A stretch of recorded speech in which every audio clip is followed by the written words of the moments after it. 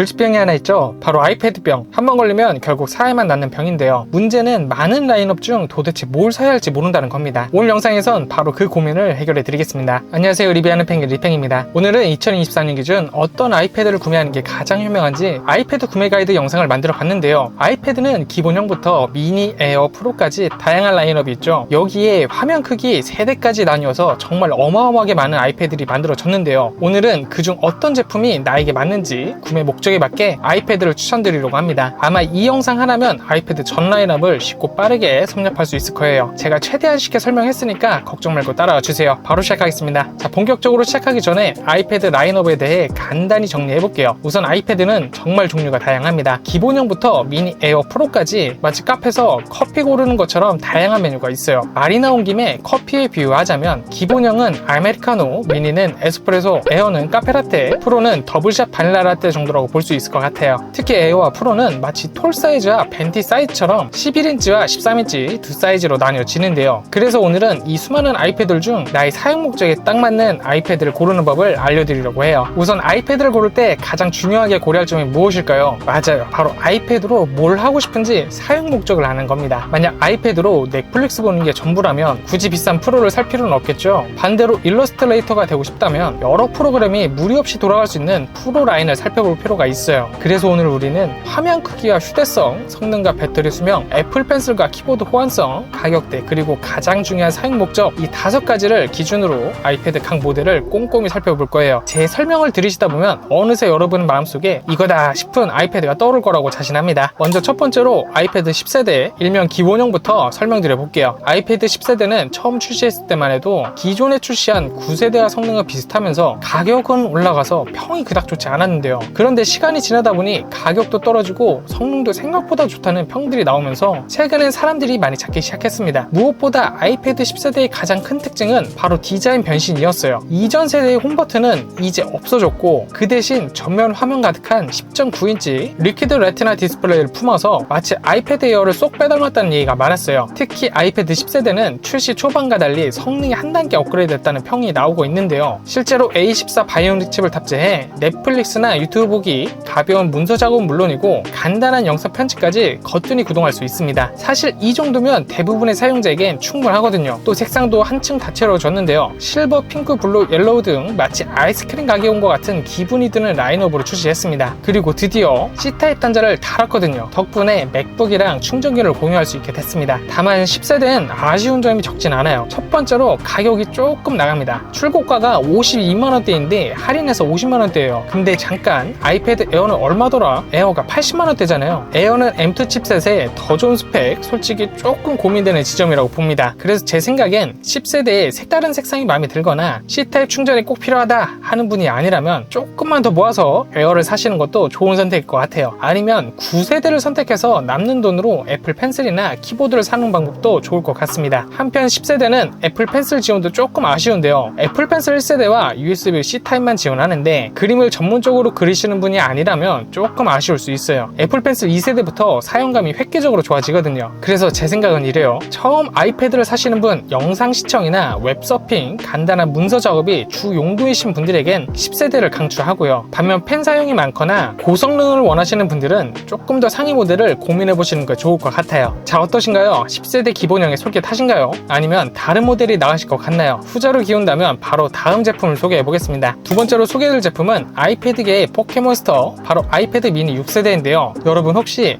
제발 한 손으로 들고 다닐 수 있는 태블릿 없나? 하고 생각해 보신 적 있으실 거예요. 그렇다면 여기 해결책이 있습니다. 8.3인치 화면에 무게는 고작 293g, 자켓 주머니에 쏙 들어가는 크기니까요. 아이패드 미니의 가장 큰 매력은 뭐니뭐니 해도 휴대성입니다. 출퇴근길, 지하철에서, 카페에서, 심지어 누워서도 편하게 들고 사용할 수 있어요. 그런데 말이에요, 크기는 작아도 성능은 절대 작지 않아요. 아이패드 미니는 A15 바이오닉 칩을 탑재해 요즘 핫한 게임들도 거뜬히 돌아갑니다. 배그도 오케이, 원신도 오케이예요. 게다가 램도 4기가나 돼서 멀티태스킹에도 문제가 없어요. 넷플릭스 보면서 카톡하고 인스타하면서 웹서핑 모두 다 됩니다. 또 디스플레이도 만만치 않은데 해상도가 촘촘해 글자가 아주 선명하고 밝기가 높아 야외 야외에서도 잘 보여요. 색상도 스페이스 그레이, 핑크, 퍼플, 스트라이트 등 다양하게 고를 수 있습니다. 또 미니 6세대는 애플 펜슬 2세대를 지원하는데요. 최근 나온 C타입의 펜슬도 사용할 수 있어요. 화면이 작아 조금 불편할 수 있지만 덕분에 마치 고급 수첩을 들고 다니는 것 같은 느낌이 들어요. 그래서 이건 정말 중요한 소식인데요. 5G 시대에 걸맞게 셀룰러 모델은 5G를 지원합니다. 와이파이가 없는 곳에서도 빵빵한 속도로 인터넷을 사용할 수 있어요. 지하철에서 넷플릭스 보다가 버퍼링 걸려서 열받았던 경험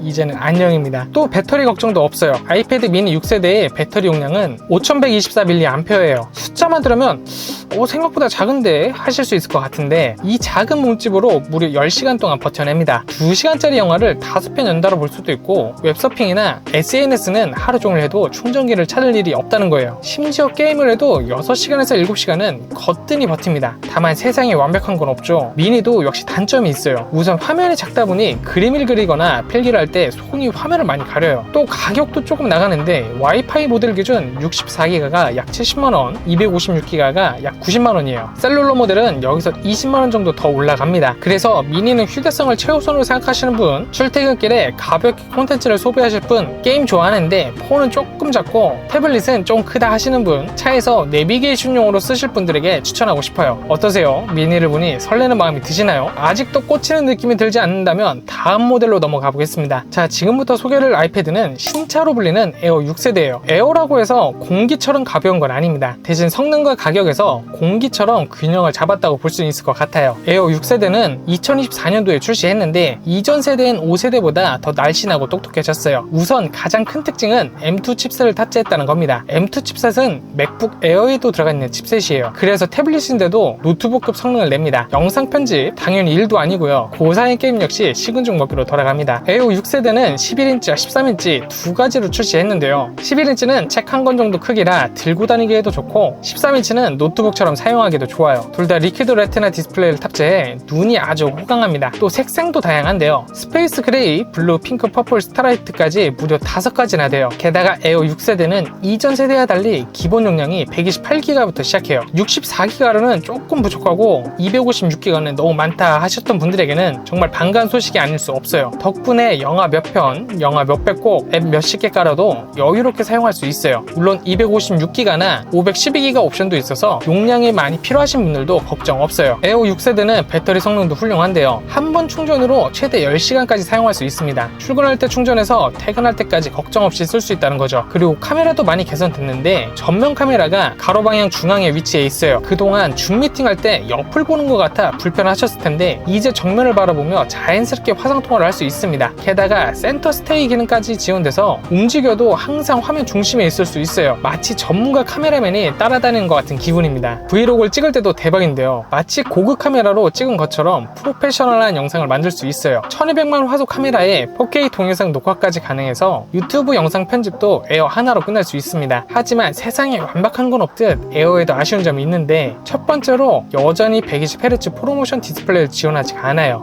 60Hz라 스크롤할 때 조금 덜 부담스럽게 느껴질 수 있습니다. 그리고 기존의 에어 제품을 사용하셨던 분들에게는 조금 안타까운 소식이 있는데 바로 애플 펜슬 프로 제품을 새롭게 구입해야 한다는 거예요. 아무래도 패드만 업그레이드 하는 게 아니고 펜슬까지 새로 구입해야 해서 가격적으로 조금 부담일 수 있어요. 결론적으로 아이패드 6세대는 태블릿으로 영상 편집, 그래픽 작업을 하고 싶으신 분들, 아이패드로 가벼운 업무를 보려는 분, 프로는 조금 부담스럽고 기본형은 아쉽다 하시는 분, 가성비 좋은 태블릿을 찾으시는 분에게 추천드리고 싶어요. 한번 상상해보세요. 에어로 작업하는 나의 모습이 멋져 보인다면 아마도 이게 바로 당신의 운명의 아이패드일지도 모릅니다. 하지만 상상이 잘 안 된다면 역시 다음 모델도 한번 살펴봐야겠죠. 지금부턴 아이패드의 끝판왕을 소개할 시간입니다. 바로 아이패드 프로 7세대인데요. 7세대는 정말 프로라는 이름값을 제대로 하는 제품입니다. 마치 아이언맨 슈트를 입은 것 같은 태블릿일까요? 올해 출시된 7세대는 이전 세대보다 더 강력해지고 더 얇아졌는데요. 11인치 모델은 5.9mm, 13인치 모델은 6.4mm로 이전 세대보다 약 1mm 정도 얇아졌습니다. 두께로 1mm인데 이렇게 얇은 기계에선 1mm는 정말 큰 차이예요. 얇기만큼 역시 무게도 가벼워졌는데 11인치는 무려 22g, 13인치는 놀랍게도 103g이나 가벼워졌어요. 그 결과 13인치 모델의 경우 무게가 579g대로 진입했어요. 이 정도면 500mm 생수병보다 조금 무거운 정도, 한 손으로 들고 사용해도 팔이 아프지 않을 수준이에요. 무엇보다 프로 7세대의 가장 큰 특징은 M4 칩을 탑재했다는 건데요. M4 칩은 맥북 프로에도 들어가는 칩으로 정말 어마어마한 성능을 자랑합니다. 게다가 게다가 램이 기본 모델은 8기가, 1테라 이상의 모델은 무려 16기가나 탑재되어 있어요. 16기가는 고성능 노트북 수준이거든요. 이 정도니 영상 편집하면서 3D 렌더링하고 고사양 게임까지 동시에 돌려도 끄떡 없습니다. 프로 7세대는 카메라도 업그레이드 됐는데요. 후면에 광각, 초광각 카메라가 탑재되어 있고 전면 카메라는 센터 스테이지 기능을 지원하고 있어요. 배터리 성능도 훌륭한데 10시간 이상 사용 가능하니 하루 종일 작업해도 문제 없겠죠. 그리고 당연히 최신 애플 펜슬 프로와 매직 키보드를 지원합니다.